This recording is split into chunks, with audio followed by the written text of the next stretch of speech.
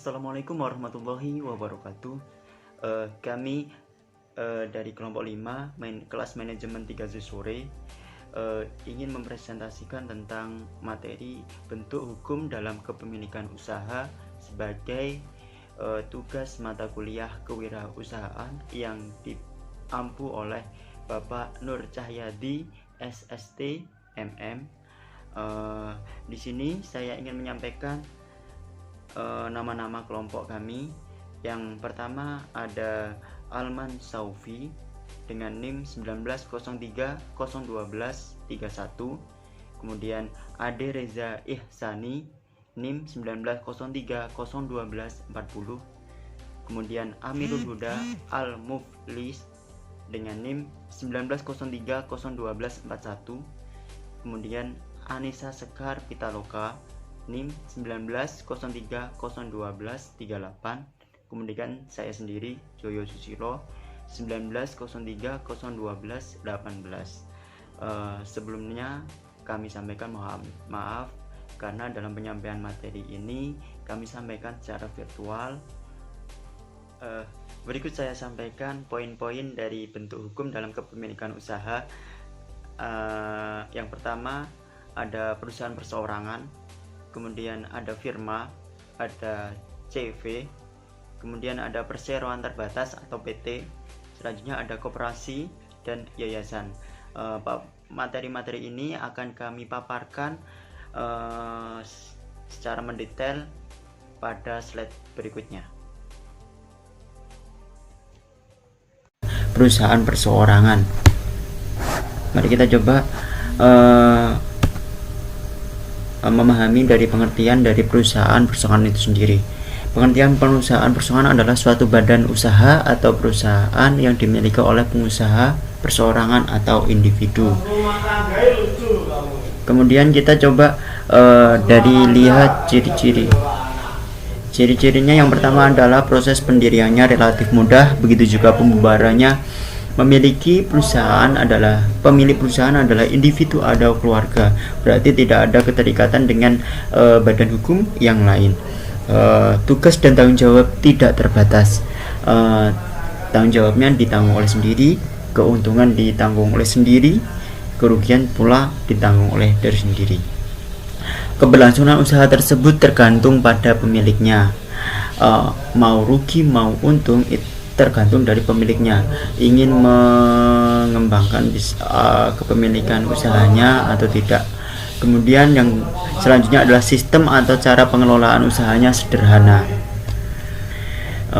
Sistemnya diatur oleh pemiliknya sendiri, baik itu secara modern atau tradisional, itu tergantung dari pemiliknya itu sendiri. Kemudian nilai tambah atau nilai penjualan usahanya relatif kecil. Dari segi modal, modalnya adalah modal sendiri, kemudian pengembangannya sendiri, maka nilai tambah dari usaha penjualannya juga relatif kecil. Kemudian selanjutnya adalah perusahaan perseorangan dapat dipindah tangankan sewaktu-waktu. Ini adalah bentuk kewenangan dari pengusaha itu sendiri untuk memindah tangankan. Contohnya adalah usaha laundry kiloan yang sering kita jumpai di sekitar kita. Kemudian usaha jasa bengkel juga termasuk dalam bentuk usaha perseorangan, karena modalnya disediakan sendiri, pengelolaannya disediakan sendiri tanpa terlibat dengan badan hukum lainnya. Kemudian bisnis kuliner atau yang unik dan khas. Contoh yang terkenal di Gresik adalah otak-otak Bandeng, Bu Muzayanah misal. Itu adalah suatu bentuk bisnis kuliner yang termasuk dalam perusahaan perorangan. Kemudian kita mencoba menganalisa dari kelebihan perusahaan perseorangan. Yang pertama adalah seperti yang sudah dijelaskan pada pengertian badan usaha perseorangan, di mana usaha ini dimiliki oleh individu, maka keuntungannya yang didapat sebenarnya menjadi pemilik usaha itu sendiri. Kemudian dengan membangun usaha perseorangan, maka pemilik usaha akan bebas untuk bergerak, dalam arti segala keputusan dan kebijakan sepenuhnya secara mutlak berada di tangan pemilik usaha. Selain itu, dapat hal pengambilan keputusan juga tergolong cepat karena pemilik usaha tidak perlu berlarut-larut merundingkan suatu perselisihan, karena semuanya kebijakan itu ditentukan oleh pemilik usaha itu sendiri. Hingga saat ini perusahaan-perusahaan belum dikenai pajak oleh pemerintah. Pemilik badan usaha hanya berkewajiban untuk membayar pajak penghasilan saja, mencakup penghasilan pribadi maupun karyawan. Selanjutnya kita coba analisa dari kekurangan badan usaha perseorangan itu sendiri. Dari pengertian perseorangan yang menjelaskan di mana usaha yang dimiliki oleh individu, maka tanggung jawab sepenuhnya berada pada pemilik usaha. Jika suatu saat mengalami kerugian atau pailit, maka kekayaan pribadi atau privo juga menjadi jaminan untuk melunasi hutang-hutang perusahaannya, karena pengelolaannya dilakukan oleh pemilik usaha sendiri. Kepemilikannya juga dimiliki oleh pemilik usaha sendiri. Pengelola dari segi pengelolaan, pendanaan, kemudian untung rugi, semua adalah pemilik usaha itu sendiri. Selanjutnya, meskipun perusahaan terus berkembang dan memperluas cabang, namun ketersediaan modal pinjaman dari kredit tidak akan meningkat. Selain itu, sebagai usaha milik individu, maka modal juga terbatas dari satu orang saja dan tergantung dari kemampuan pemilik perusahaan untuk mendapatkan modal. Berarti semakin banyak modal yang dia masukkan dalam usahanya, maka semakin besar pula untung atau rugi yang didapat dari perusahaan. Untuk materi selanjutnya saya serahkan ke pemateri selanjutnya. Dari saya ucapkan terima kasih.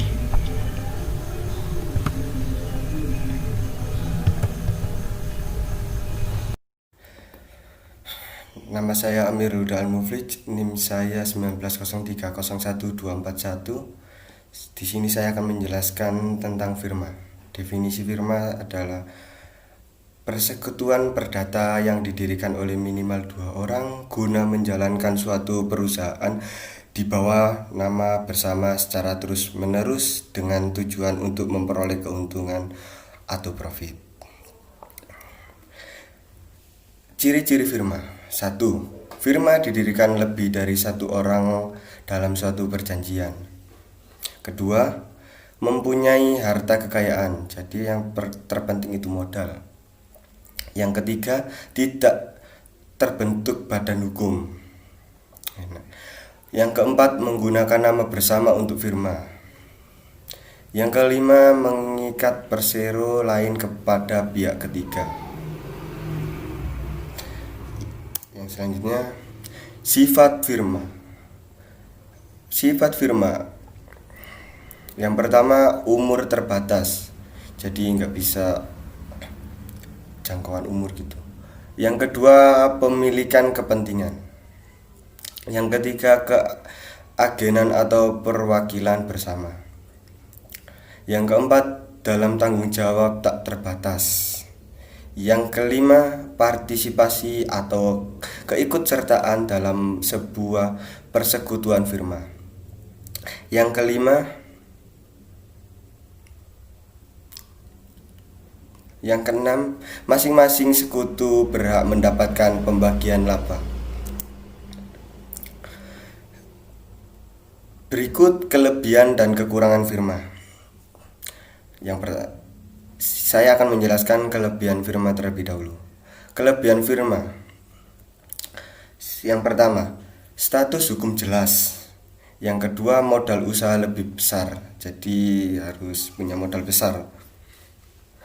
Yang ketiga, pinjaman untuk modal lebih mudah didapatkan. Yang keempat, kelangsungan pada badan usaha lebih terjamin, jadi enak. Yang kelima, pembagian kerja berdasarkan keahlian masing-masing, jadi terstruktur udah.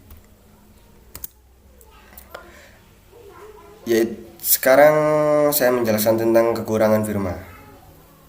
Yang pertama, kesulitan himpun dana dalam jumlah yang besar serta mengikuti tender dalam jumlah tertentu.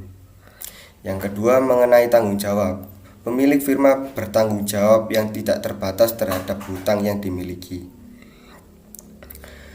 Yang ketiga, apabila salah satu pemilik firma mengundurkan diri atau meninggal dunia, maka akan mengancam kelangsungan hidup perusahaan. Jadi nggak enak, kayak ke timnya hilang satu gitu.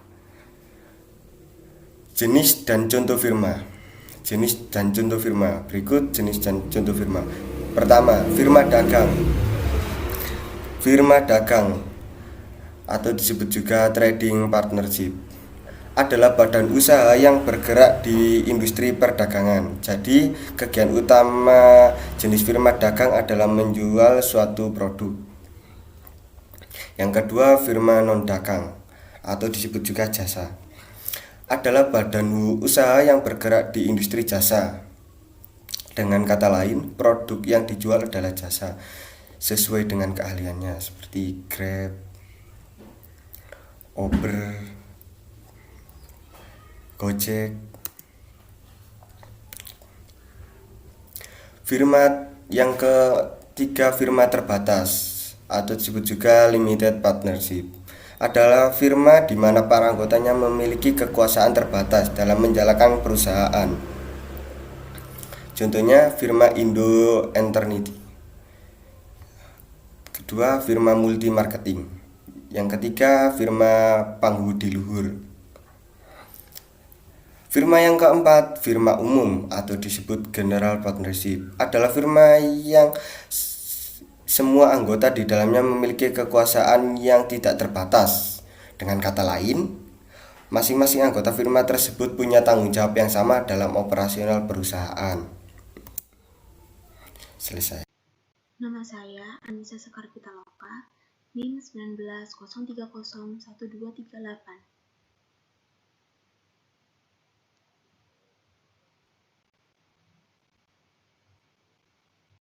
Saya akan menjelaskan tentang PT atau perseroan terbatas, suatu bentuk badan usaha berbadan hukum di mana modalnya terdiri dari saham-saham yang pemiliknya memiliki bagian.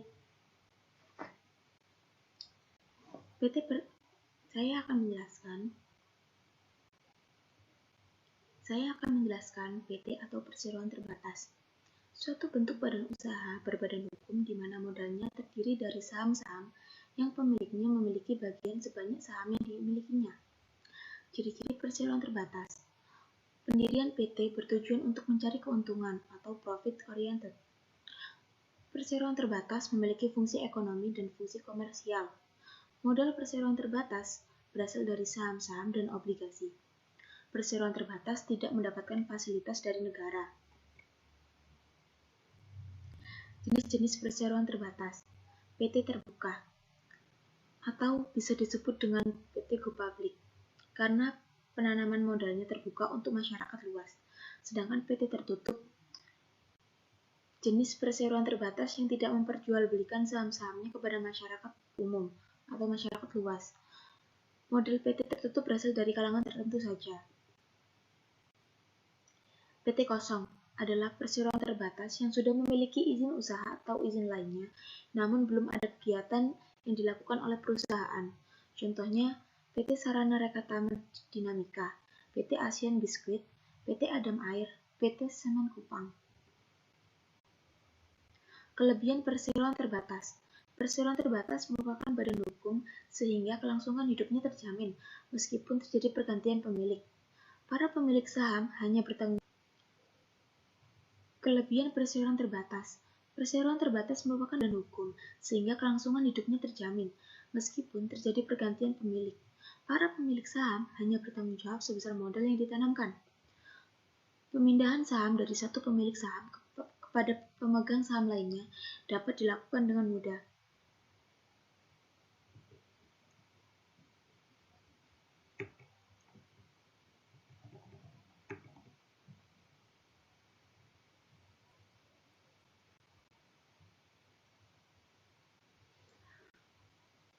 Kekurangan perseroan terbatas. Pendirian perseroan terbatas membutuhkan biaya yang cukup besar. Proses pendirian perseroan terbatas cenderung lebih sulit dibandingkan jenis badan usaha lainnya. Sebagian pemegang saham sering menganggap perusahaan perseroan terbatas merahasiakan keuntungan yang didapat. Perseroan terbatas dikenakan pajak karena merupakan salah satu subjek pajak.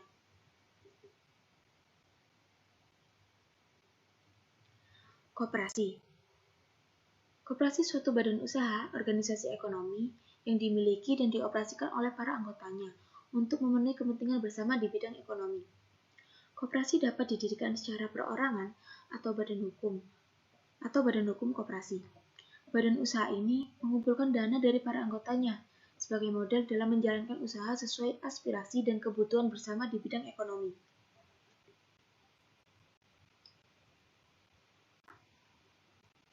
Tujuan koperasi sendiri untuk meningkatkan taraf hidup anggota koperasi dan masyarakat di sekitarnya, untuk membantu kehidupan para anggota koperasi dalam hal ekonomi, membantu pemerintah dalam mewujudkan masyarakat yang adil dan makmur. Koperasi berperan serta dalam membangun tatanan perekonomian nasional. Fungsi koperasi mengacu pada Undang-Undang Nomor 25 Tahun. Fungsi koperasi mengacu pada Undang-Undang Nomor 25 Tahun 1992 Pasal 4. Fungsi koperasi di Indonesia membangun dan meningkatkan potensi ekonomi para anggota dan juga masyarakat secara umum, sehingga kesejahteraan sosial dapat terwujud. Koperasi memiliki peran aktif dalam meningkatkan kualitas hidup anggotanya dan juga masyarakat, memperkuat perekonomian masyarakat dan rakyat, di mana dasar kekuatan dan ketahanan ekonomi nasional, koperasi menjadi salah satu pondasinya. Mewujudkan dan mengembangkan perekonomian nasional yang lebih baik melalui usaha bersama, berdasarkan asas kekeluargaan dan demokrasi ekonomi.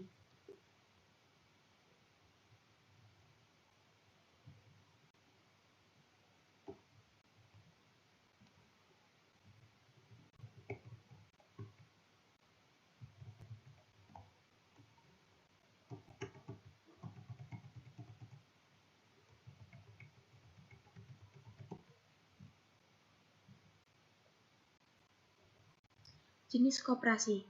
Koperasi simpan pinjam. Jenis-jenis koperasi dapat dibedakan berdasarkan fungsinya.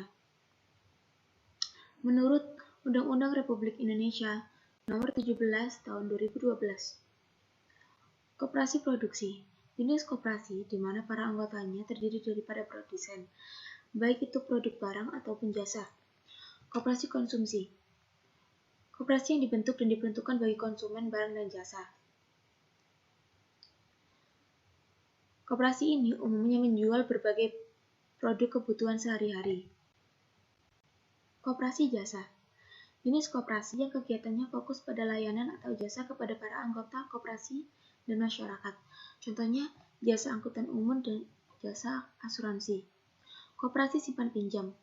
Jenis koperasi ini juga disebut dengan koperasi kredit, yang dimana koperasi simpan pinjam dibentuk untuk mengakomodasi kegiatan simpan pinjam bagi para anggotanya. Koperasi serba usaha atau KSU. Koperasi yang menyediakan beberapa layanan sekaligus kepada para anggotanya. Misalnya, selain menyediakan jasa simpan pinjam, koperasi ini juga dapat menjual berbagai kebutuhan konsumen. Dalam kegiatan operasionalnya, seluruh koperasi di Indonesia menggunakan prinsip-prinsip berikut ini. Keanggotaannya, koperasi bersifat terbuka dan sukarela. Proses pengelolaan koperasi harus dilakukan secara demokratis. Pembagian sisa hasil usaha harus mengedepankan rasa keadilan sesuai dengan kinerja dan masing-masing anggota. Pemberian balas jasa kepada anggota disesuaikan dengan modal tersebut. Kelebihan koperasi. Prinsip pengelolaan bertujuan memupuk laba untuk kepentingan anggota. Misalnya, koperasi pertanian mendirikan pabrik penggilingan padi. Maksudnya adalah laba atau sisa hasil. Kelebihan koperasi.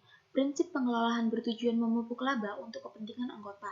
Misalnya, koperasi pertanian mendirikan pabrik penggilingan padi. Maksudnya adalah laba atau sisa hasil usaha yang dihasilkan oleh koperasi akan dibagikan kepada setiap anggota. Kekurangan koperasi. Keterbatasan di bidang permodalan. Mungkin bagi koperasi yang baru saja berdiri akan mengalami sedikit kesulitan modal untuk dapat berkembang. Daya saing yang lemah. Jika dibandingkan dengan badan usaha besar lainnya, koperasi bisa dikatakan kalah bersaing dengan mereka. Rendahnya kesadaran berkoperasi pada anggota. Tidak semua anggota koperasi memiliki kesadaran penuh dalam berkoperasi, seperti tidak menyetorkan iuran wajib terhadap koperasi.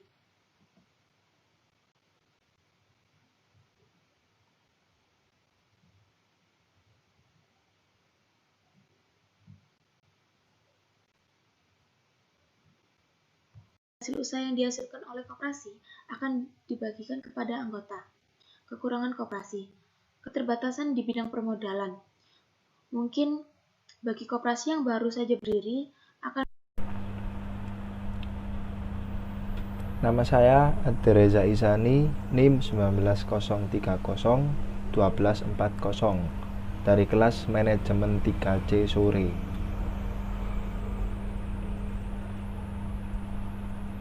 Ya, di sini saya akan menjelaskan apa itu CV. Pengertian CV adalah suatu bentuk badan usaha persekutuan yang didirikan oleh 2 orang atau lebih, di mana beberapa anggotanya memiliki tanggung jawab yang tak terbatas dan sebagian anggota lainnya memiliki tanggung jawab yang terbatas. Persekutuan komanditer dibedakan menjadi 2 jenis, yaitu sekutu aktif, sekutu yang menjalankan perusahaan dan memiliki hak melakukan perjanjian dengan pihak ketiga. Yang kedua yaitu sekutu pasif, yaitu sekutu yang hanya menyerahkan modal dalam persekutuan dan tidak ikut campur dalam kepengurusan maupun kegiatan perusahaan. Ciri-ciri CV persekutuan komanditer.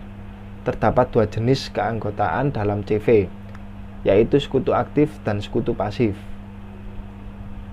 Sekutu aktif adalah anggota yang berperan menjalankan perusahaan. Sekutu pasif adalah anggota yang hanya menanamkan modal usaha tanpa turut serta dalam menjalankan perusahaan. Sekutu aktif memiliki tanggung jawab yang tidak terbatas. Sekutu pasif memiliki tanggung jawab hanya sebesar modal yang ditanamkan kepada perusahaan. Kelebihan CV persekutuan komanditer. Yang pertama, proses pendiriannya tergolong mudah. Kemampuan manajemen badan usaha berbentuk CV umumnya lebih besar. Bentuk usaha CV cenderung lebih mudah mendapatkan modal dari perbankan karena lebih dipercaya. Kekurangannya, operasional CV tergantung pada sekutu aktif yang bertindak sebagai pemimpin sekutu sehingga kelangsungan hidup perusahaan tidak menentu. Modal yang telah disetorkan ke perusahaan sangat sulit untuk ditarik kembali. Dan yang terakhir, mudah terjadi konflik antara sekutu pengusaha di dalam CV. Contoh, CV Kafil Group, CV Heri Jaya Utama, CV Taruna Jaya Mandiri, CV Global Energy System, CV Purnama Jaya Persabda.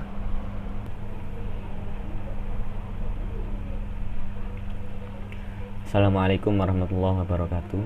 Perkenalkan, nama saya Alman Saufi, NIM 190301231 dari kelas manajemen 3C sore.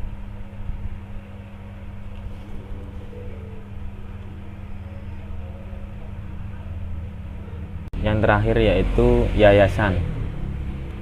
Yayasan adalah suatu organisasi, dapat pula badan hukum yang mempunyai tujuan dan maksud yang mana tujuan ini sifatnya sosial, keagamaan, dan kemanusiaan.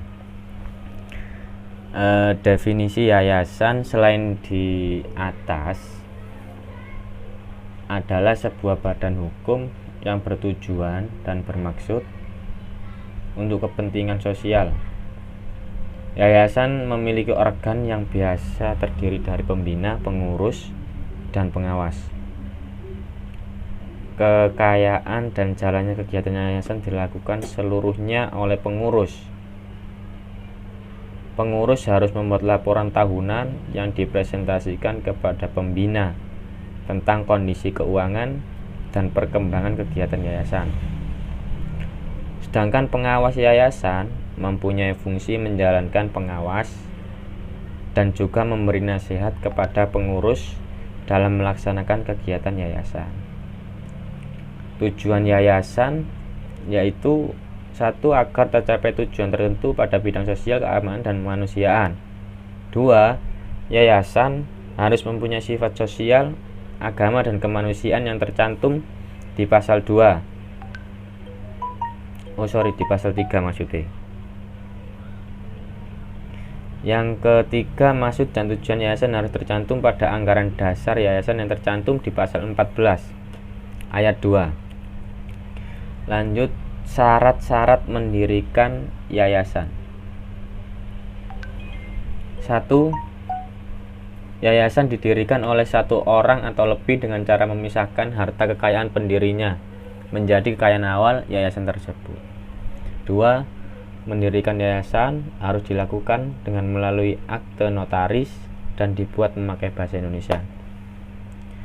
3. Struktur organisasi yang ada di dalam yayasan tersusun atas pembina, pengurus, dan pengawas yayasan. Yayasan bisa didirikan menurut dari surat wasiat. Yayasan bisa mendapatkan status hukum jika setelah akte pendirian yayasan disahkan oleh menteri atau pejabat yang sudah ditunjuk. Yayasan tidak dapat memakai nama yang sudah dipakai secara sah oleh yayasan lain, dan yayasan tidak boleh menentang ketertiban umum dan kesusilaan. Untuk undang-undang yayasan, yaitu yang tercantum pada Undang-Undang Nomor 16 Tahun 2001, hal yang harus diperhatikan dan disiapkan oleh yayasan. Di antaranya yaitu yayasan harus memastikan bahwa mereka termasuk sebagai yayasan yang tetap diakui sebagai badan hukum oleh undang-undang. Pasal 71 Nomor 16 Tahun 2001. Yang kedua, yayasan harus sesuai dengan anggaran dasarnya. Yayasan harus mengubah struktur organisasi. Yang keempat, yayasan harus memastikan badan usaha yang didirikannya mempunyai kegiatan yang sesuai dengan maksud dan tujuan yayasan. Lalu, yayasan harus memastikan penyertaan yang dijalankannya tidak lebih 25% dari semua nilai kekayaan. Yayasan tidak boleh lagi menggaji organ yayasan. Anggota pembina, pengurus, dan pengawas yayasan dilarang merangkap jabatan. Anggota direksi atau pengurus dan anggota dewan komisaris atau pengawas baik di badan usaha yang didirikan oleh yayasan maupun badan usaha yang mana yayasan menjalankan penyertaan. Seluruh yayasan wajib membuat ikhtisar laporan, yaitu laporan tahunan, dan diumumkan pada papan pengumuman di kantor yayasan. Jadi sifatnya transparan, tidak boleh dibuat sendiri. Yang terakhir yaitu contoh yayasan.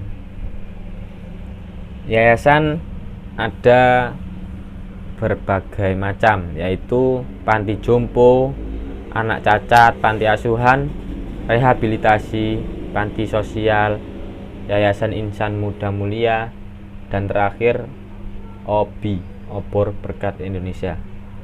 Sekian, terima kasih.